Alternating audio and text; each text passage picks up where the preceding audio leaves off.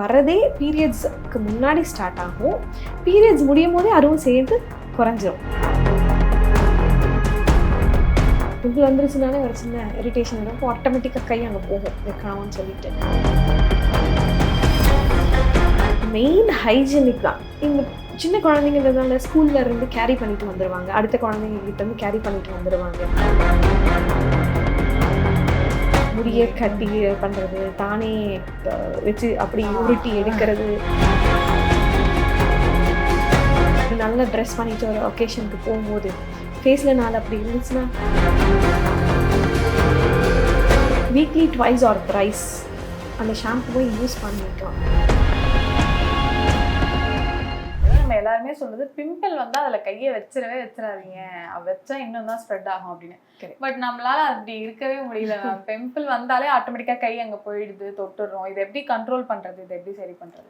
Pimple எதனால வருது அப்படின்னு பார்த்தீங்கன்னா, எக்ஸசிவ் சீபம் செக்ரேஷன். நம்ம ஸ்கின்ல இருந்து அந்த போர்ஸ் வந்து ஓப்பன் ஆகி அதுக்கு போர்ஸ்க்கு கீழே இருக்க அந்த ட்ரை ஸ்கின் செல்ஸ், பாக்டீரியா, சீபமாக வெளியே அனுப்புது. It is sending. அதுதான் பிம்பிள்ஸோட அப்படி ஒரு பம்ப் வெளியே வந்து அதுலேருந்து அந்த டாப்பிக்கலாக ஒயிட் கலர் பஸ்லேருந்து வெளியே வரது இல்லையா, அது நடக்கும். இதுதான் ப்ரொசீஜர். இதில் வந்து யூஸ்வலாக என்ன ஆகும்னா ஒரு சின்ன இரிட்டேஷன் இருக்கும். பிம்பிள் வந்துருச்சுனாலே ஒரு சின்ன இரிட்டேஷன் இருக்கும். ஆட்டோமேட்டிக்காக கை அங்கே போகும் வைக்கணும்னு சொல்லிட்டு. இதை கண்ட்ரோல் பண்ணுறது எப்படின்னா ரொம்ப சிம்பிள். இப்போ நிறைய பிம்பிள் பேட்சஸ் வந்திருக்கு.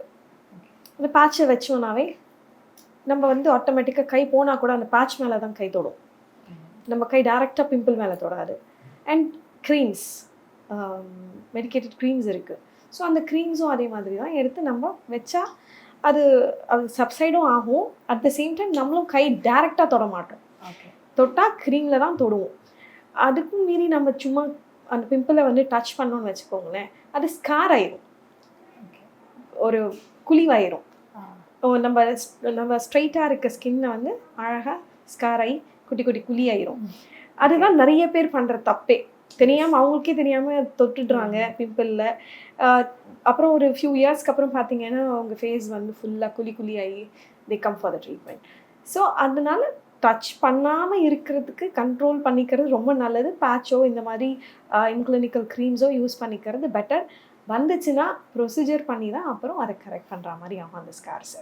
Okay ma'am. இதே மாதிரி தான் நமக்கு பீரியட்ஸ் வரும்போது அது எப்படி தான் வருமோ தெரியாது. நம்ம உடம்புக்கு தெரியறதை தாண்டி ஃபேஸில் ஒரு 2-3 பிம்பிள் முன்னாடியே வந்துடுது. சில பேருக்கு பீரியட்ஸ் முடிஞ்சதுமே ஃபேஸில் பிம்பிள் வருது. இது எப்படி மேம் ஏற்படுது? பீரியட்ஸ் அப்போ யூஸ்வலாக என்ன ஆகும்னா நம்ம ஈஸ்ட்ரோஜன் ப்ரொஜெஸ்ட்ரானோட லெவல்ஸ் ஜாஸ்தி ஆகும். பீரியட்ஸ்க்கு கொஞ்சம் முன்னாடியிலேருந்து ஸ்டார்ட் ஆகிடும். ஒன்ஸ் பீரியட்ஸ் ஸ்டார்ட் ஆகி முடிக்கும் போது அந்த ஈஸ்ட்ரோஜன் ப்ரொஜெஸ்ட்ரான் லெவல் குறைஞ்சிரும். ஸோ அதை பார்த்தீங்கன்னாவே வரதே பீரியட்ஸ்க்கு முன்னாடி ஸ்டார்ட் ஆகும். பீரியட்ஸ் முடியும் போதே அதுவும் சேர்ந்து குறைஞ்சிரும். அதை வந்து பெருசாக நம்ம ட்ரீட் பண்ண வேண்டிய அவசியமே இல்லை. அந்த எக்ஸசிவ் சீபம் செக்ரீஷன் ஆகும் அந்த டைமில் மட்டும்தான் அது வெளியே வரும். ஆட்டோமேட்டிக்காக அந்த ஹார்மோன்ஸ் கரெக்ட் ஆகும்போது தானாக கரெக்டும் ஆயிரும். அதுக்காக நீங்கள் ரொம்ப மெனக்கடலாம் வேண்டாம், பெரிய ட்ரீட்மெண்ட்டும் எடுத்துக்க வேண்டாம். This is common in ladies. Okay ma'am. But ஆனால் மந்த்லிக்கு சில பேருக்கு வந்துட்டு போகிறதுனால அந்த இடத்துல ஒரு சிம்பிள் மாதிரி ஆயிடுது அப்படின்னு ஃபீல் பண்ணாங்கன்னா அதுக்கு நார்மலான க்ரீம்ஸ் இதெல்லாம் எடுத்துக்கலாமா டாக்டர்கிட்ட கன்சல்ட் பண்ணி? சின்ன சின்ன ஸ்கார்ஸ் ஒரு குட்டி ரேஷஸ் மாதிரி, அந்த குட்டி மார்க்ஸ் மாதிரி, இல்லை ஸ்பாட்ஸ் மாதிரி, அந்த மாதிரி ஏதாவது இருந்தால் external application is okay to work out. அது ஒர்க் ஆகும். ரொம்ப பெரிய ஸ்காராக இருந்தால் இன்க்ளினிக்கல் ப்ரொசீஜர் மட்டும்தான் கரெக்ட் பண்ண முடியும். Okay ma'am. இந்த பிம்பிள் ஒரு பக்கம் இருக்குன்னா மரு நம்ம எல்லாருக்குமே வர்றது, மருவை நம்ம அப்படியே விட்டுறது ஓகே தானா? இல்லை வந்து நிறைய பேர் இந்த முடியை கட்டி வச்சு இப்படி இழுத்தோன்னா மரு வந்துடும் அப்படின்லாம் சொல்கிறாங்க. எனக்கு அது வலிக்கல, நான் அப்படியே விட்டுறலன்னு இருக்கலாமா? இல்லை ஏதோ பிரச்சனை இருக்கிறது தான் இப்படி மருவாக நமக்கு காட்டுது அப்படின்றாங்க. இதெல்லாம் உண்மையா? இப்படிலாம் பண்ணலாமா? என்னன்னா மருன்றது வந்து இட் இஸ் வாட். இங்கே வாட்க்கும் ஸ்கின் டேக்கும் டிஃப்ரென்ஸ் இருக்குது. வாட்ஸ் வேறு, ஸ்கின் டேக் வேறு. வாட்ஸுன்றது ஒரு ஹெச்பிவி வைரஸ்னால் வரது. ஸ்கின் டேக்ன்றது நம்ம ஸ்கின்லேருந்து ஒரு எக்ஸ்டர்னல் ப்ரொடக்ஷன் அப்படி ப்ரொஜெக்ட் ஆகி வர்றது. வாட்ஸ் வந்து நம்ம டைரெக்டாக கை வச்செல்லாம் எடுக்கக்கூடாது. இட்ஸ் வைரல் இல்லையா, நம்ம தொடவே கூடாது. அதுக்கு ஒரு ப்ராப்பர் ட்ரீட்மெண்ட் எடுத்து தான் அதை ரெடியூஸ் பண்ணி எடுக்கணும். இதுவே ஸ்கின் டேக், இப்போ நீங்கள் சொல்கிறீங்களா இந்த ஸ்கின் டேக்கு தான் நீங்கள் சொன்ன மாதிரி முடியை கட்டி பண்ணுறது, தானே வச்சு அப்படி உருட்டி எடுக்கிறது, இந்த மாதிரி எல்லாம் பண்ணுறது. அதை இன்கிளினிக்கலாக ஒரு டாக்டரோ இல்லை ஒரு டெர்மட்டாலஜிஸ்டோ ஒரு காஸ்மெட்டாலஜிஸ்டையோ மீட் பண்ணி அதை ப்ராப்பராக எடுத்தீங்கன்னா திரும்ப வராது ஃபர்ஸ்ட் திங். இல்லைன்னா அந்த இடத்துல இருந்து திரும்ப வந்துகிட்டே இருக்கும், இல்லை தானே கை வச்சு எடுக்கும் போது இன்ஃபெக்ட் ஆயிரும். ஸோ ஸ்கின் டேக் நீங்கள் எடுத்துக்கலாம். வாட்ஸாக இருந்தால் கண்டிப்பாக ட்ரீட் பண்ணிவிட்டு அதை பார்த்துக்கிறது பெட்டர். Okay ma'am. இப்போ இதனால எனக்கு வேற பெயினோ இல்லை வேற பிரச்சனையோ இல்லைன்ற பட்சத்தில் அதை அப்படியே விட்டுட்டா நமக்கு ஓகே தானா, இல்லை அப்படியே விட்டால் பின்னாடி எதுவும் பிரச்சனை வரும் அந்த மாதிரி இருக்கா? பின்னாடி பிரச்சனை வரும்ன்றது கிடையாது, பட் நம்மளுக்கே அது கொஞ்சம் ஆடாக இருக்கும் இல்லையா? ஒரு நல்ல ட்ரெஸ் பண்ணிட்டு ஒரு ஒகேஷனுக்கு போகும்போது ஃபேஸில் நாள் அப்படி இருந்துச்சுன்னா you your self will lose your own confident இல்லை? அது இல்லாமல் இருந்தால் இன்னும் கிளியராக நல்லா இருக்கும்ல. அண்ட் ஹைஜீனிக் பர்பஸ், நம்மளோட ஹைஜீனும் அது காமிக்குது இல்லை, how hygienic you are, how hygienic you carry your self அப்படின்றது காமிக்குது இல்லையா? Okay ma'am. இப்போ லாஸ்ட்டாக நான் ரொம்ப முக்கியமாக கேட்க நினச்சது, இப்போல்லாம் ஸ்ப்ளிட்டன்ஸ் பற்றி பேசுகிறோம், ட்ரை ஆகுது ஹேர், டேண்ட்ரஃப் இதெல்லாம் பேசுகிறோம். பட் குழந்தைகளுக்கும் முன்னாடியும் நிறைய இருந்த பிரச்சனை நமக்கு என்ன அப்படின்னா, பேனு இது ரெண்டும் இல்லாமல் இருந்தாலே என் ஹேர் நல்லா தான்ப்பா இருக்குது அப்படின்ற மாதிரி.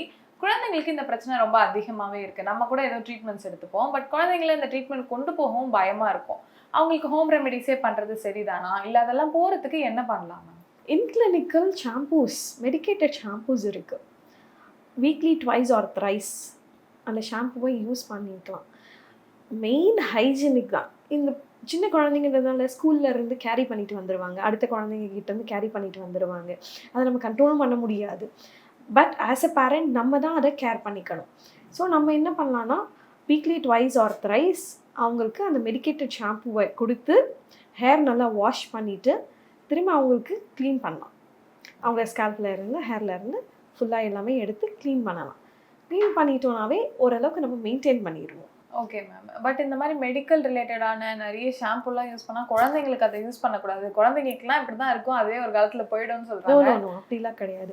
எந்த வே ஆஃப் பெயினுக்கு வந்து இந்த வேல இங்கே பதமாக நல்லா செட்டில் ஆயிடுச்சு அப்படின்னா அவ்வளோ சீக்கிரம் it will not leave.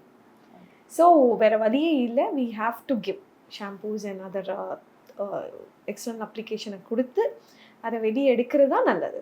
Okay ma'am. So அந்த மாதிரி நமக்கு ரெகுலராக டே டு டே லைஃப்பில் என்ன நான் பெட்டராக வச்சுக்கிறதுக்கு, ஹெல்த்தியாக வச்சுக்கிறதுக்கு என்ன மாதிரியான டவுட்ஸ்லாம் எனக்கு இருக்குமோ ஸ்கின் அண்ட் ஹேர் ரிலேட்டடாக அது எல்லாத்தையுமே கிளியர் பண்ணியிருக்கீங்க. கண்டிப்பாக அது எல்லாருக்கும் யூஸ்ஃபுல்லாக இருக்கும்னு நம்புகிறேன். எங்களோட ஜாயின் பண்ணதுக்கு ரொம்ப நன்றி மேம். தேங்க்யூ. தேங்க்யூ. தேங்க்யூ.